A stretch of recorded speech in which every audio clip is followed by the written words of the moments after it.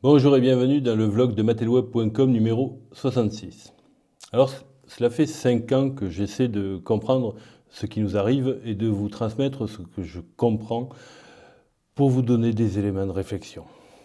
Grosso modo, ce qui nous arrive peut être résumé par cette simple phrase: nous sommes dans une révolution à l'envers et cette fois c'est au peuple qu'on va couper la tête.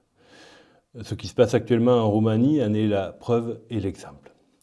Il y a 5 ans, ce qui m'a fait prendre les positions qui sont les miennes aujourd'hui, c'est parce qu'ils ont voulu faire du mal à nos enfants. Et d'ailleurs, ils y sont parvenus.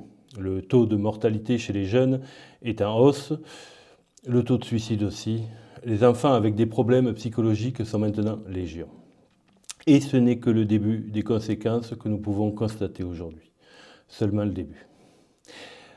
Mais vraiment, au début du premier confinement, mes pensées aller vers tous ces enfants bloqués chez eux avec des parents maltraitants, sans possibilité de leur échapper.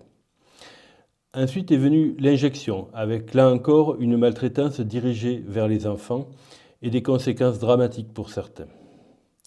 La maltraitance sur les enfants est la seule chose qui me fasse vraiment sortir de mes gonds. Je considère que c'est la pire des ignominies. C'est pour ces mêmes raisons que je considère le mouvement woke comme une véritable saloperie. Il y a vraiment une volonté de destruction de l'esprit en construction chez l'enfant. C'est inacceptable. Mais tout cela n'était qu'une étape dans cette révolution à l'envers dont je vous parlais plus haut. Aujourd'hui, dans cette France totalement polarisée dans laquelle je vis, une nouvelle étape va être franchie par ce gouvernement maltraitant, destructeur et toxique. Ils veulent faire les poches des Français pour financer une guerre imaginaire. Vous remarquerez qu'ils utilisent le même procédé que pendant la pandémie, à savoir la peur. Avec un peu plus de difficulté, il faut le reconnaître, car il faut beaucoup d'imagination pour visualiser les chars russes aux portes de Paris.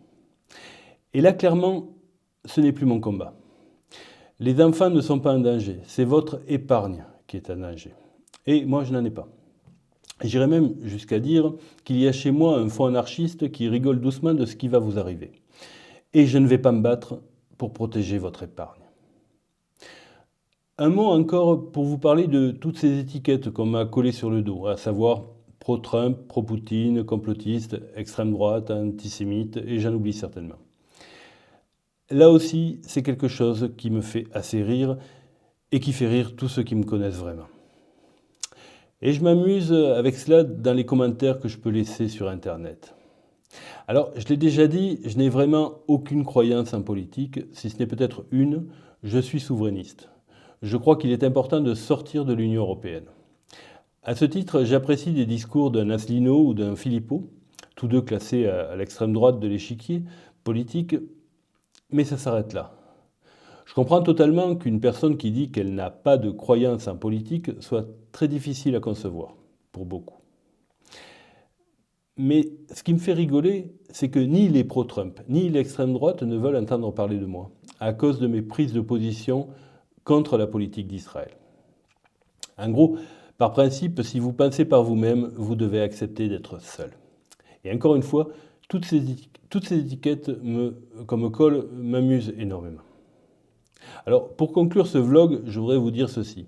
Cela fait maintenant 5 ans que je travaille, on va dire, sur le même matériel intellectuel pour comprendre ce monde orwellien dans lequel nous sommes.